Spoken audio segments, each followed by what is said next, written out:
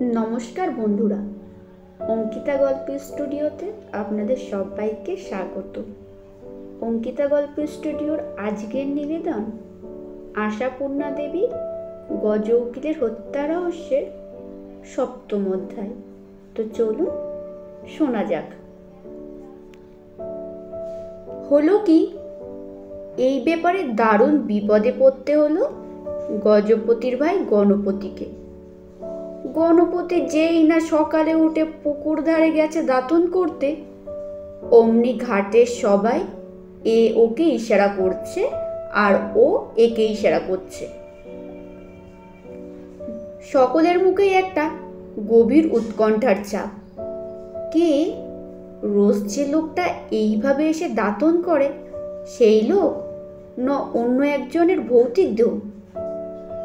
যমজ দুই ভাইয়ের চেহারা এমন অবিকল, এক যে এর কপালে আঁচিল তো ওর কপালে আঁচিল, এর গলায় জরুলের দাগ তো ওর গলায় জরুলের দাগ। এও যেমন লম্বা চওড়া ও তেমনই লম্বা চওড়া, কাজেই লোককে দোষ দেওয়া যায় না। গণপতি কারণ বুঝতে পারে না। দাঁতন করতে করতে হঠাৎ দেখে ঘাট খালি। কি ব্যাপার, সকলেরই আজ এত কাজের তাড়া? তা ও নিয়ে আর মাথা ঘামায় না গণপতি। ভাবে ভালোই হলো, পুকুর তোল পার করে সাঁতার দিয়ে চানটা করে নেওয়া যাবে। কিন্তু বিপদ হলো, নিতাই মুদির দোকানে গুড় কেনার ছুতো করে খবরের কাগজ শুনতে গিয়ে গণপতি দেখলো যারা সবাই নিতাইকে ঘিরে বসে কাগজ শুনছিল, তারা কিরকম উসখুস করতে শুরু করেছে। আর নিতাই ঝপ করে দোকান থেকে উঠে পড়ে দোকানের পেছন দিকে দরজা দিয়ে ভেতরের গুদাম ঘটে ঢুকে পড়ল। গণপতি ভেবেছিল গতকালকে সে ভয়ঙ্কর ঘটনাটার কথা বিশদ শোনাবে লোককে। তা নয়, সবাই যেন অচেনা অচেনা মুখ করে সরে পড়ছে। গণপতি চেঁচিয়ে বলে, নিতাই কাকা, গুড় চাই 1 কিলো। সাড়া নেই নিতাইয়ের। গণপতি পাশের লোকের দিকে তাকিয়ে বলে, ব্যাপার কি শ্রীধর, লোকটার হলো কি? শ্রীধর গুজ গুজ করে কি যেন বলে গা বাঁচিয়ে সরে বসে। গজপতি রেগে উঠে বলে, কি হলো তোমাদের? বাড়িতে প্রেতাত্মার আগমন হয়েছে বলে কি আমাকে প্রেতাত্মা ভাবতে শুরু করলে নাকি? শ্রীধর থতমত খেয়ে বলে, না না না, মানে আর কি। আশ্চর্য বলে রাগ করে চলে যায় গণপতি। হাটে গিয়ে একজনের হাতে একটা আস্ত কাতলা মাছ দেখে যে জিজ্ঞেস করেছে, মাছটা কত নিল? ব্যাস, সঙ্গে সঙ্গে লোকটা মাছটা আছড়ে ফেলে তাড়াতাড়ি পা চালিয়ে ভিড়ের মধ্যে মিশে গেল। তার মানে গণপতির অবস্থাও গজপতির কাছাকাছি। বাড়ির লোক হঠাৎ হঠাৎ চমকে চমকে তাকাচ্ছে। গণপতি যখন খেতে বসে মাছের কাঁটা চিবোচ্ছে, তখন তার নিজেরই বউ আড়াল থেকে দেখে ভয়ে কাটা মুখ করে মন্তর পড়ছে, ভূতা আমার পুত শাকচুন্নি আমার ঝি রাম লক্ষণ বুকে আছে, ভয়টা আমার কি? অথচ সে ভয়ে সারাই হচ্ছে, কারণ 2-1 দিন পর থেকেই বাড়িতে দারুণ ভূতের উপদ্রব শুরু হয়েছে। রাত্রিরে যে সবাই শুয়েছে, একটু ঘুম ঘুম এসেছে, হঠাৎ জানালায় ঠক ঠক শব্দ।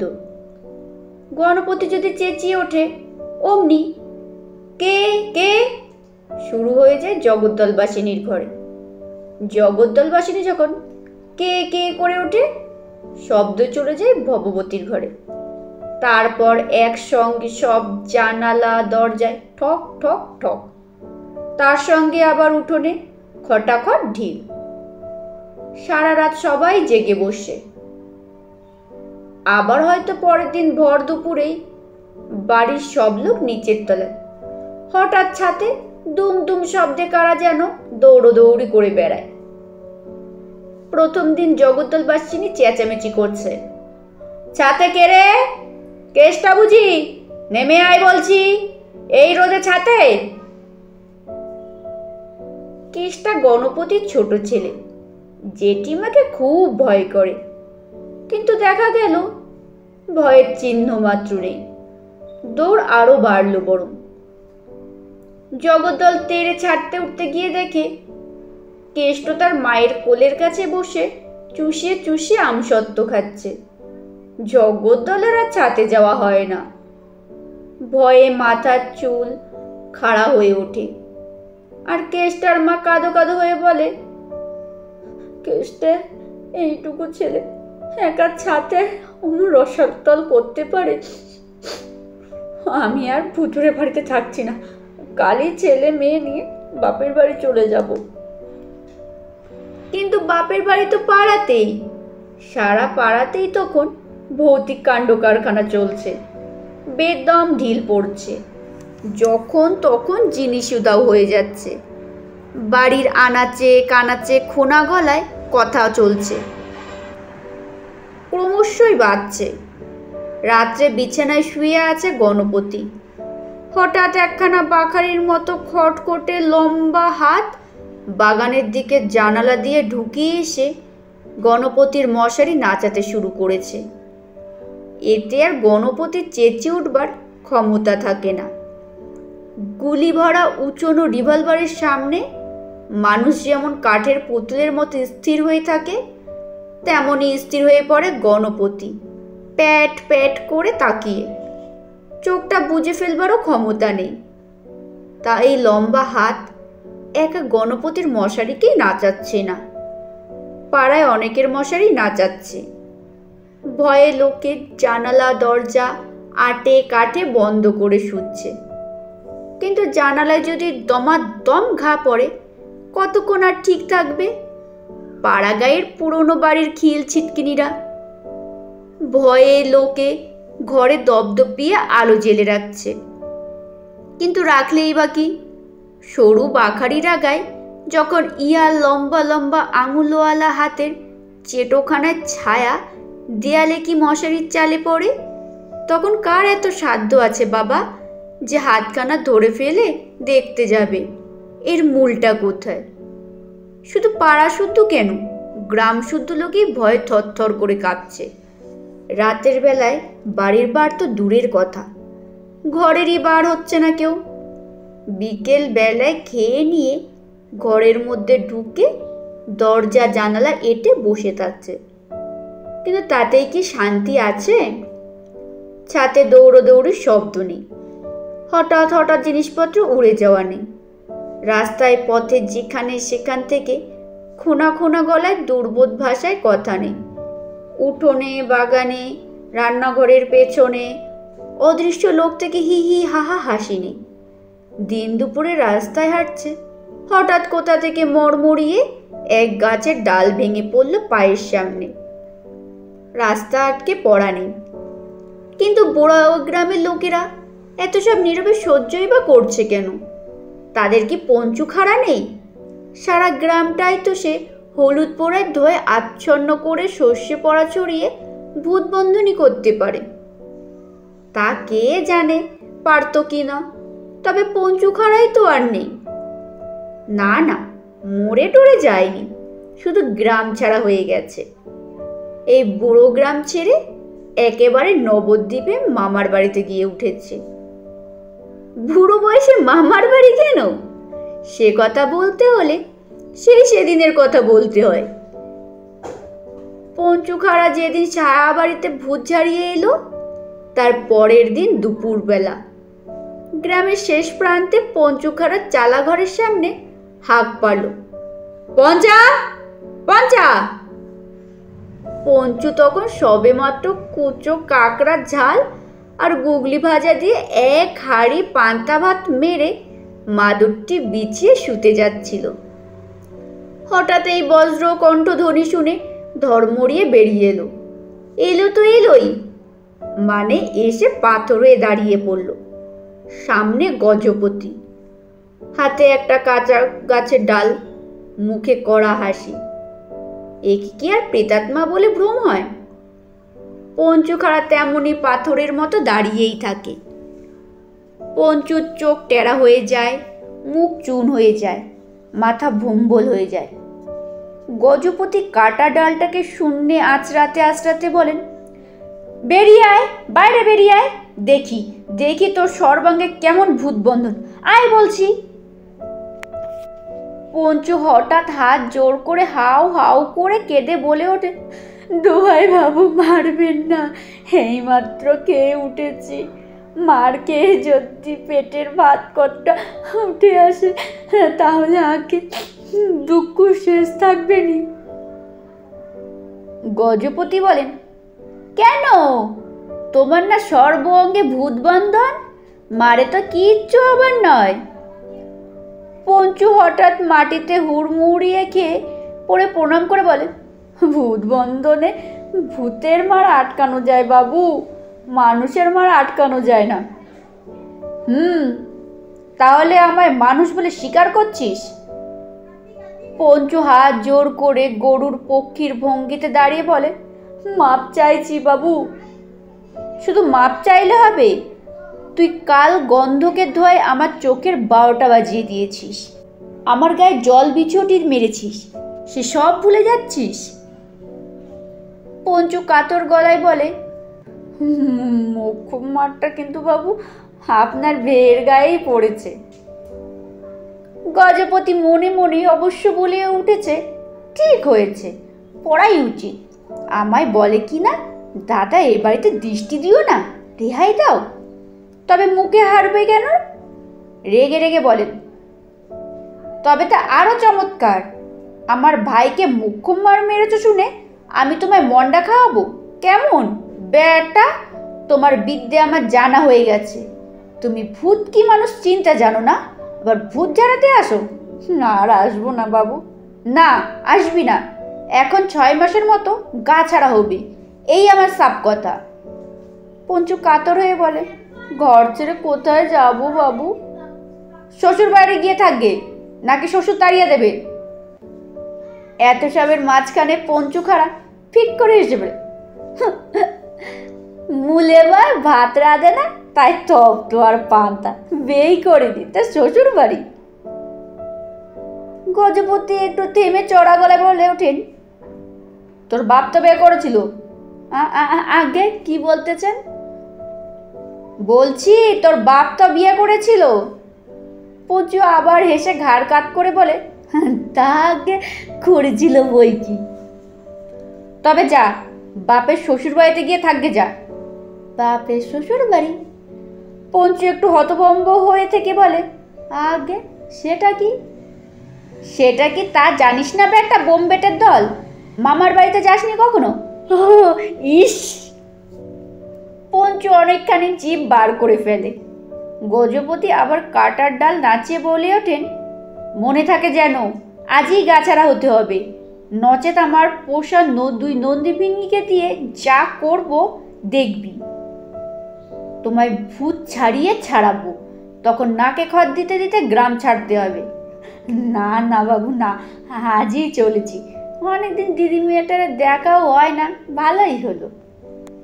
পঞ্চুর ভালোই হলো, আর পঞ্চুর দেশ ছাড়াই গজপতির নন্দী ভৃঙ্গিও ভালো হলো।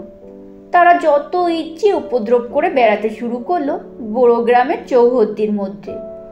এটাই এখন চাকরি তাদের। এখন আর খাওয়া দাওয়ার অসুবিধে নেই, গজপতি সেটার ভার নিয়েছে। মাঝে একদিন বর্ধমানে গিয়ে বর্ধমান বিনোদন হোটেলেও খেয়ে এসেছে, আর সুকশ্রী সিনেমা হাউসে সিনেমা দেখে তাজা হয়ে এসেছে। গুপি মুক্তার কলকাতায় চলে গেছেন গজপতি উকিলের হত্যা রহস্যের কিনারা করতে। মুক্তার মানুষ, কোর্ট কাছারি, জজ, ব্যারিস্টার, থানা, পুলিশ এসব তো তার চেনা জানা মুখস্থ। সেদিন বিনা নোটিশে হঠাৎ দাবা খেলার সঙ্গীটি খুন হয়ে যাওয়ায় মন মাথা কেমন গোলমেলে হয়ে গিয়েছিল। তাই না এতদিন এত দুর্ভোগ? এখন যখন দেখলে বন্ধু জলজ্যান্ত বিরাজিত, তখন আবার পূর্ব শক্তি ফিরে পেয়ে সোজা কলকাতায় চলে গেলেন রহস্যজাল ছিন্ন করতে। তবে গজপতি যে তাকে আশ্বাস দিয়েছেন আর তিনি কিপটেমি করে টাকা জমাবেন না এবং জমানো টাকা ফাঁকা সব বন্ধু বান্ধবদের বিলিয়ে দেবেন, সে আশ্বাসে মনে মনে হেসেছেন আর আড়ালে বলেছেন, ওহে গজপতি উকিল, দৈবক্রমে না হয় তুমি মরে বেঁচেছ, তা পরমায়ু থাকলে এমন কেউ কেউ বাঁচে, জলজ্যান্ত চিতা থেকেও ছিটকে বেরিয়ে গিয়ে বাঁচে, কিন্তু তোমার জমানো টাকাগুলো যে বাঁচেনি সেটা তো আর দেখনি, পুলিশ দেখেছে, এমনকি স্বয়ং পিসিও দেখেছে।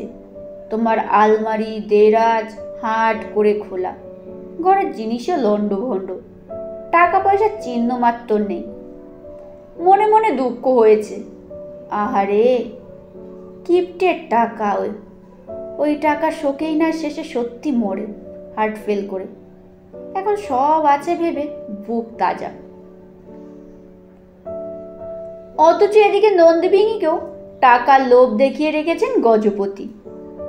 চালিয়ে যা চালিয়ে যা, যত পারিস ভূতের পার্টের পেলে চালিয়ে যা, মজুরি পাবি। তা পার্ট ভালোই করছে নন্দীভিঙি। এখন তো আশেপাশে গ্রাম থেকে কেউ আর গ্রামের দিকেও আসছে না, পাড়ায় পাড়ায় রটে গেছে, গ্রামটা ভূতাশ্রিত হয়ে পড়েছে। এমনকি ডাক সাইডে ভূতের রোজা পঞ্চু খাড়াকেও নাকি গায়েব করে ফেলেছে ভূতেরা। কিন্তু নন্দীভিঙির নিজেদের মনের মধ্যে এখনো যেন সন্দ সন্দ ভাব।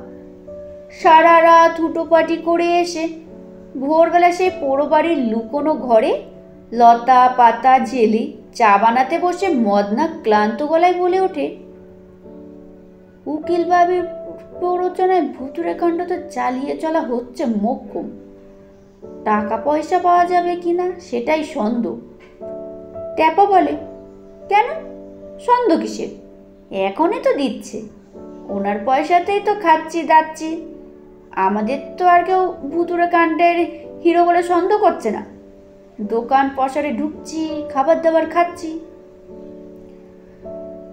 তা তো খাচ্ছি, মদনা মন মরা হয়ে বলে, কিন্তু গজু উকিল সত্যি মানুষ কিনা সে সঙ্গে তো ঘুরছে না। ট্যাপা বলে, কেন বলতো, কেন বুঝছিস না, হরঘড়ি ওকে দেখতে পাচ্ছিস কিনা? এই দেখছে পোড়ো বাড়ির মধ্যে মাদুরে পড়ে ঘুমোচ্ছেন, তক্ষুনি বেরিয়ে দেখি ওই সাহা বাড়ির দৌড় ধারে দাঁড়িয়ে আছে। এই দেখছি স্টেশনের দিকে চলে গেল, তো সেই দেখি ওদের পুকুর ধারে ঘটি নিয়ে আচাচ্ছে, দেখি আর গায়ে কাটা দেয়। ট্যাপা অন্যমনাভাবে বলে, আমারও সে সন্দেহ হয় না তা নয়, ঠিক বুঝতে পারি না, অথচ আমাদের সঙ্গে যখন খায় দায় কথা কয়, মানুষ ছাড়া তোর কিছুই মনে হয় না। সেই তো, মদনা বলে, এই চিন্তায় মনের মধ্যে সুখ নেই রে, নাহলে ভুতুরে লীলা চালিয়ে গা শুদ্ধ লোককে নাচিয়ে বড় আমোদেই থাকার কথা। ট্যাপা একটু ভেবে বলে, আমার মনে নিচ্ছে বোধহয় নুইকে নুইকে বাড়ি গিয়ে খাচ্ছে যাচ্ছে, কিন্নি বোধহয় মায়ায় পড়ে খাওয়াচ্ছে, যত্ন করছে, ভূতি হোক আর পেরেতি হোক হাজব্যান্ডও বলে কথা, নচেত অদৃশ্যি হয়ে নিজেই নিয়ে টিয়ে খায়। তা দুই হতে পারে বলে মদন একটা নিঃশ্বাস ফেলে। কতদিন বাড়ি ছাড়া, ঠাকুমাটার জন্য মন কেমন করছে। ট্যাপা বলে, গুপি মুক্তা তো রহস্য ভেদ করে খবর দেবে বলেছে, নইলে তার আগে গিয়ে পড়লেই যদি ফেরারি আসামি বলে ধরে। সেই তো, সেদিন পাইলে এসে ভুল করেছিলাম, না পালালেই তো আর। ট্যাপা মদনের কথা শেষ না হতেই বলে ওঠে, পাড়ায় থাকলে আমাদের আগেই ধরতো মদনা, এই বিধিলিপি করে রেখেছি আমরা, দাগা আসামি তো, যেখানে যখনই দাগ পড়বে আমাদের ওপরে সন্দেহ এসে পড়বে। মদনা বলে, এই প্রতিজ্ঞা করছি আর মন্দ কাজে না, গ্রামেশ্বর লোকের দাগ ভুলি যাবে। শুধু এখন চিন্তা, উকিলবাবু যে 500 করে টাকা দেবে বলেছে সেটা পাওয়া যাবে কিনা, মানে টাকা ওনার কাছে আছে কিনা, আর আসলে লোকটা মানুষই কিনা। টাকা পেলে সৎ পথে কিছু করতাম। চা বানানো হয়ে গিয়েছিল। এই পোড়ো বাড়িটার সর্বত্র এটা সেটা ফালতু জিনিস ছড়ানো ছিল, যা ট্যাপাদের বেশ কাজে লেগে গেছে।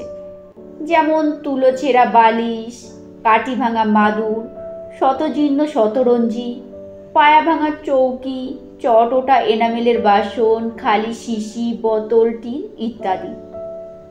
এখন তেমনই পড়ে পাওয়া দুটো কলাই করা গ্লাসের চা খেতে খেতে ট্যাপা আবার বলে, আচ্ছা আজই এর একটা হেস্তনেস্ত হবে। উকিলবাবু তো মেয়ের বাড়ি যাচ্ছি বলে ওই কোন দিকে যেন চলে গেল, চোখে দেখলাম। এরপর যদি আবার এই গ্রামের মধ্যে দেখি তাহলে বুঝবো। বেচারা নন্দীভিঙি খটকা নিয়ে বসে থাকে। ওদিকে গজপতি খট খটিয়ে হেঁটে মেয়ের বাড়িতে গিয়ে পৌঁছয়।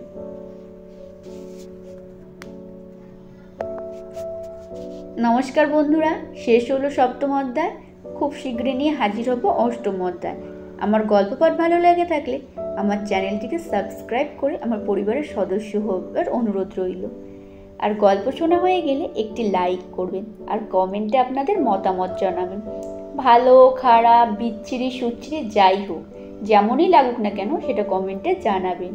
আর শেয়ার করবেন কাছের আত্মীয় স্বজন বন্ধু বান্ধবদের কাছে, যাতে তারাও অবসর টাইমে এত সুন্দর সুন্দর গল্প শুনতে পারে।